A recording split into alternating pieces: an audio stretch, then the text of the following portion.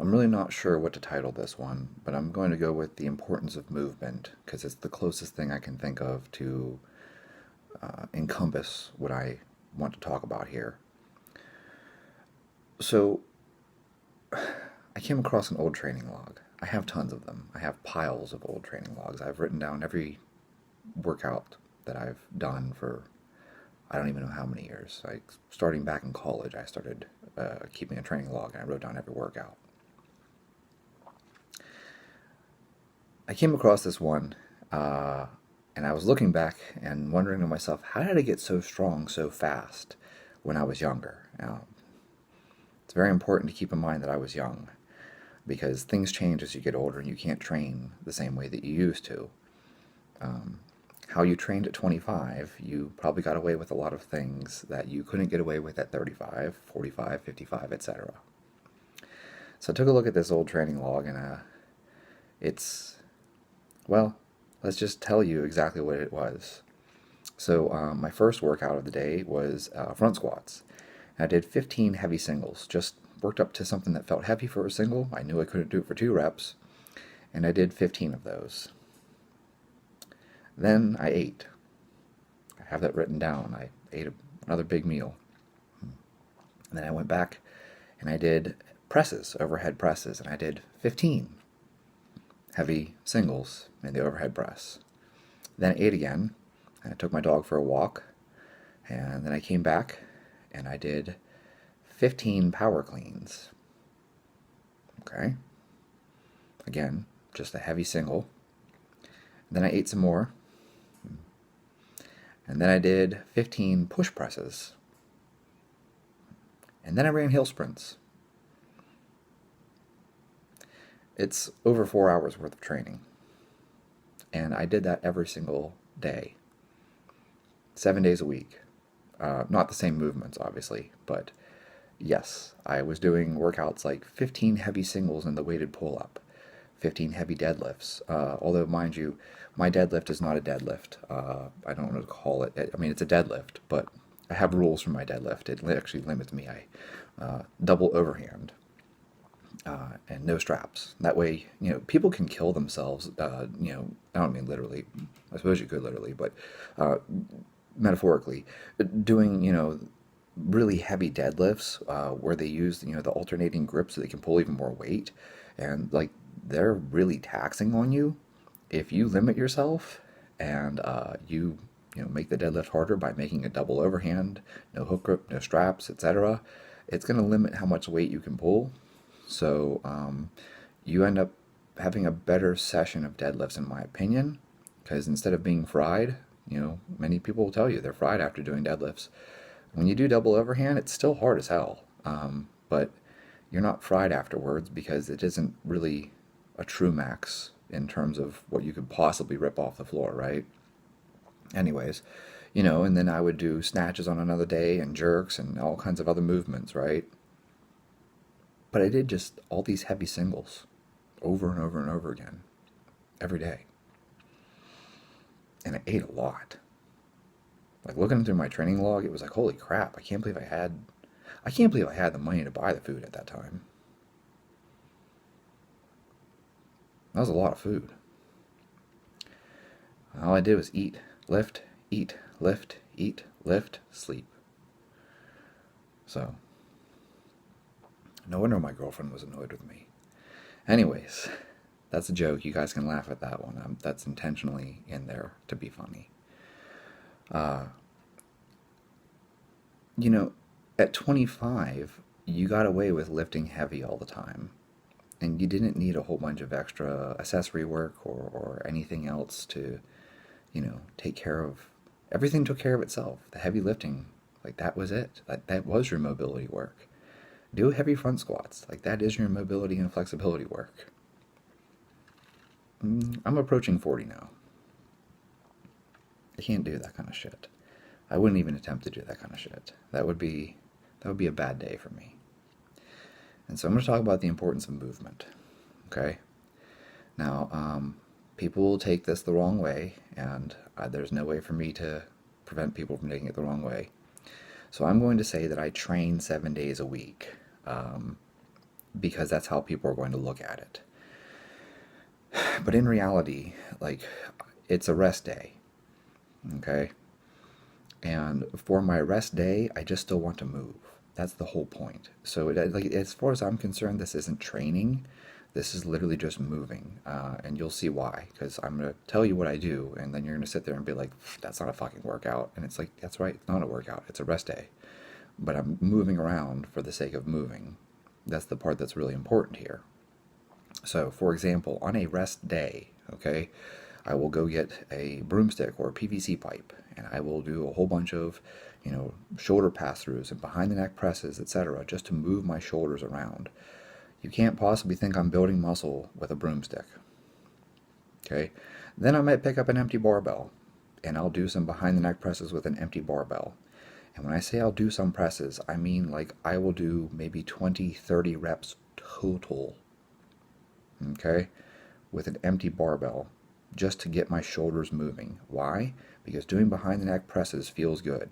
It makes my shoulders feel better, it makes my back feel better, just moving those joints because they're tight and they're stiff. So when I wake up in the morning and I get out of bed, I am not a super flexible person. I'm not a supple leopard. That's a throw to Kelly for his book. But, I'm not this limber person. I can't roll out of bed and be super flexible and move well. So I got to move around a little bit. I hang on the pull-up bar for a little bit. I literally hang. I'm not doing pull-ups, I hang.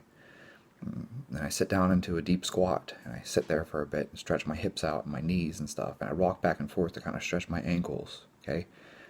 This is not a workout, but, you can think of it like a workout if it helps you, at least psychologically. Like, I'm going to do my workout, but my workout today is super light. I finish these behind the neck presses, get that all loosened up, then I'll grab like a band or something, and I'll, tie the band off to something, and I'll do some other type of single arm pressing with a band, and I'm talking like maybe 20 reps total, okay? Again, super easy, super, super easy. I'll grab a kettlebell and I'll do some overhead tricep extensions with a kettlebell.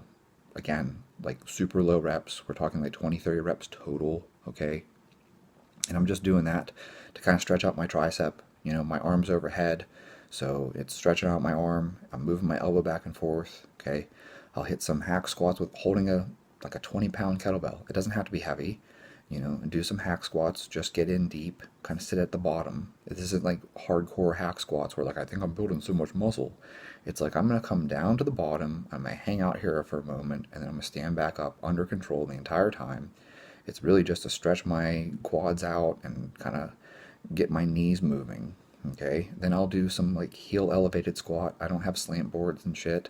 If you guys want to buy a slant board, go buy a slant board. That's totally fine. But I just take a 45-pound bumper plate, put my heels up on it, and just do some easy body weight heel elevated squats. And I sit down at the bottom. Like, that's what the whole point of it is. The whole point of it isn't to like, oh, I'm going to get a great quad pump. Bang these out. No. It's like I sit down to the bottom and I kind of like relax into that squat. I let my quads stretch. I can feel it in my knees. And then I stand back up, come back down again. It's really like easy work. Like, you should not be breaking a sweat. Okay. Then I'll go do it's like some neck rotations and stuff like that because it feels good to move your neck around. Okay. Again, very, very low reps. Then I'll do some type of like lat pull down or something because it feels good to retract your scapula. But I don't want to do pull-ups because pull-ups are actually, like, even at body weight, like, how many pull-ups can you do before you start to actually work up a sweat? Like, it actually is hard to do pull-ups. I'm not going to sit here and be like, oh, like, just bang out a set of 4 pull-ups, it's no big deal. But you can throw a really lightweight on a lat pull-down and just bang out 20, 30, even 40 reps if it's light enough, and just get your scapula moving back and forth. Each time you want to come all the way up, all the way up. We're not doing short range of motion here. Full, all the way up, all the way down till the bar touches your chest. This isn't building muscle. This is just to get your body moving, Then I'll do some like sissy squats. Okay, again, really controlled sissy squats, sitting down at the bottom. Okay, I might do some hammer curls actually, and I'm talking like with like a 10-pound dumbbell. Just bang out some hammer curls real quick. Feels good on your elbows. I swear, like if anyone out there has like elbow tendonitis and stuff like that, just pick up some really light dumbbells and do a whole bunch of reps of hammer curls. This is not building muscle. It just makes your elbow feel so much better. It really does.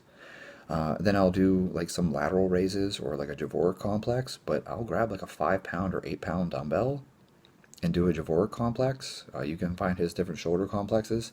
It's just taking your shoulders through a different range of motion. You can't possibly think that 5 pounds is going to build muscle unless like you're really detrained. But it's just moving the shoulders around. That's all I'm looking for. I'll do some step ups. You know, I'll do reverse step ups even. There's a step bench downstairs, a Jillian Michaels step bench.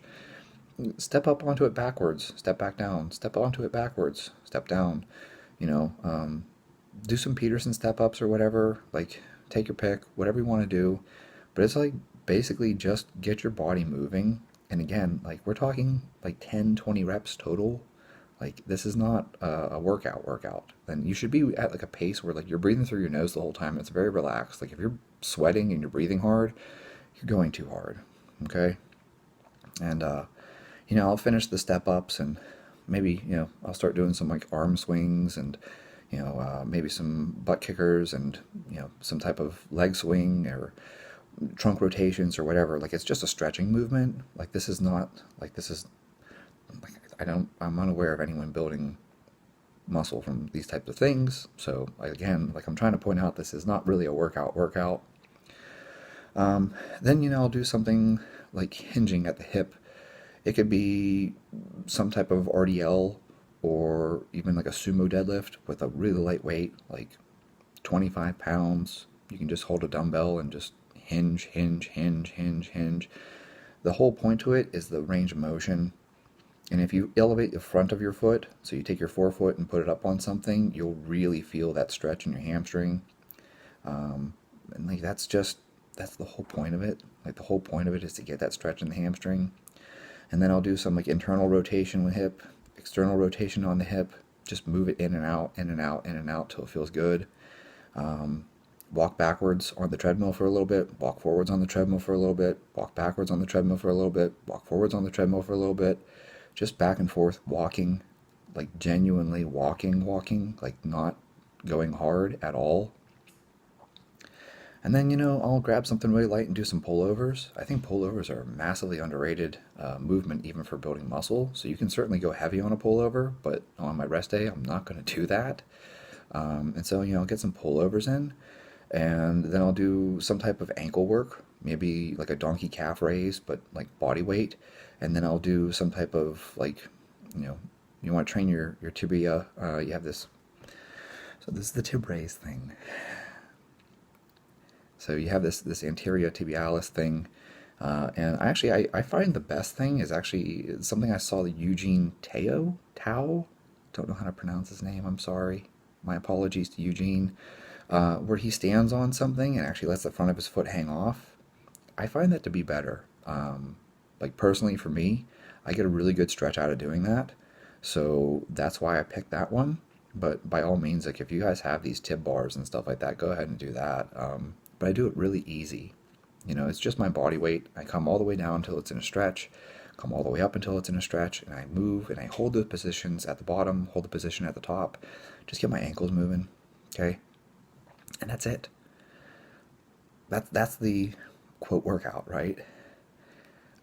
Now, I'm sharing that with you because that is exactly what I do, okay? And I do the same thing every rest day. The point to it is not because this builds muscle, this doesn't build strength, this doesn't, like I don't have some weird belief that by doing this I'm going to maximize my gains or I'm burning so many fucking calories doing this. The whole point of doing this is that movement is medicine. Like you start getting your joints moving and it gets synovial fluid in there and, I have osteoarthritis. You guys can see it on my MRI. It's not important. I think everybody has some kind of osteoarthritis or something going on there. Don't let the doctors freak you out. They're going to develop these things over time. If you keep the joint moving, it won't be an issue. It won't. And then go for a walk. Walking is fantastic. Walking is medicine. And that's really, that's what I'm trying to share here, is that basically it's the importance of movement. This isn't a workout. This isn't, you're gonna get so athletic and jacked and strong doing this shit. But this is like basic body movement, and you're gonna feel better for it. And that's really all I'm trying to preach on this one is just, you don't have to do these same movements. Pick different movements. I don't care what movements you pick. Pick movements that make you feel good. Pick movements that make your joints feel better. Maybe for you, you like to put on ankle weights and do standing hamstring curls, and that makes your knees feel better. If that works for you, do it. If you like to do leg extensions and that makes your knees feel better, do it. Like, you'll never hear me tell you, oh, leg extensions, it makes your knee feel better? That's dumb. No, dude, if it makes your knees feel better, do it. Like, I don't care. The dumbbell skull crushers with a really, really light weight, just bang out a whole bunch of reps, and you tell me, oh, my elbow feels better, do it. If we want to talk about max strength, I'm not going to sit here and tell you that doing, skull crushers with a dumbbell, 5 pound dumbbell, is going to make you have a 500-pound bench. No, we know that that's not going to happen. There's no volume of push ups you can do that's going to give you a 500-pound bench. No matter how many people try to tell you that, volume is the primary driver of hypertrophy and strength. Right. As someone who did 1,000 push ups a day for a very long time, I can assure you it is not. I still have very tiny arms and I have no chest. Thousands of push ups. I've lost count of how many push ups I've done. I couldn't even estimate for you. But I can tell you that I did a lot of them. Especially whenever, well, we won't get into those stories, but let's just say that my military experience was one where I got yelled at a lot and did a lot of push ups. So, anyways, uh, listen, this is the deal, guys. Like, move your body and choose movements that feel good. If the movement hurts, then it's not restorative. Choose movements that don't hurt. And if the range of motion hurts, then shorten the range of motion. But I just want to encourage people to move. That's it. Like, that's actually all I'm trying to share here is in addition to all the strength work that you do, which is wonderful, and I commend you for doing all this, strength work and resistance work, move. Just get your body moving. Grab an exercise band and do some, pull downs or curls or deadlifts or squats or whatever with a light resistance band even. Just get your body moving. You'll feel so much better for it. And plus, there's all kinds of other stuff that comes with this. The flow of lymphatic fluid and stuff like that. Like, that's all beneficial for you. And I think that this is superior to something like foam rolling. I know lots of people are like, oh, I foam roll on my rest day. And I don't want to shit on foam rolling because I actually like foam rolling. It feels good. But I do think that movement is superior to foam rolling. I don't think there's any amount of foam rolling you can do that's going to make your knees feel better compared to just like stretching them and getting them moving. If that makes sense. Like a joint is different than a muscle. So you got sore hamstrings, go and foam roll. But like if your hips are sore, sometimes it's just a matter of moving them. Like just get your joints warmed up, and that has a very different effect. I don't think you can foam roll till your shoulder hurts. Like I don't think that that's even smart for you to dig into a muscle to the point where it's going to be sore afterwards. That's not going to help the joint. What will help the joint is if you move the joint around in a range of motion that doesn't cause pain. And that's how you help a joint. Muscles are a different story, and we can get into that too. I don't really think a foam roller is necessarily the best way to do that, because if you thought about it, you put a barbell on your back. I don't know how much you squat, but let's say you're 160 pounds and you squat 365 for a single. If putting pressure on the muscle is all that mattered, then your traps would never be sore because you got this barbell digging into them. But then you're going to go foam roll, and that's somehow going to make your trap relax. You're going to soften it up. But like a 365-pound barbell didn't soften up your trap. So how do you plan on getting enough body weight pressure into a foam roller? You know what I mean? So the point being, for your joints, not for your muscles, but I'm sure your muscles benefit too. For your joints, movement is medicine. Move around. Now, I'm not athletic or anything. Well, I guess that's a relative term. But I'm not like some like yogi or something. I'm not I'm not like super flexible and I'm going to go, I'm not Ido Portal or however you pronounce his name. I'm not going to move through some incredible flow routine. That's not going to happen. If I tried to do that, I'd probably just smack my face against the ground repeatedly. And then I'd be going to the emergency room to get stitches or something. Like, I can't imagine myself doing that. I would probably hurt myself. And that would defeat the purpose. Because the whole purpose is to feel better, not to feel worse. So, you know, and that's it. That's the whole point. I'm sharing this with you guys. I told you exactly what I do. Don't do what I do. I mean, you can. Like, there's no reason you can't. But find the movements that make you feel better.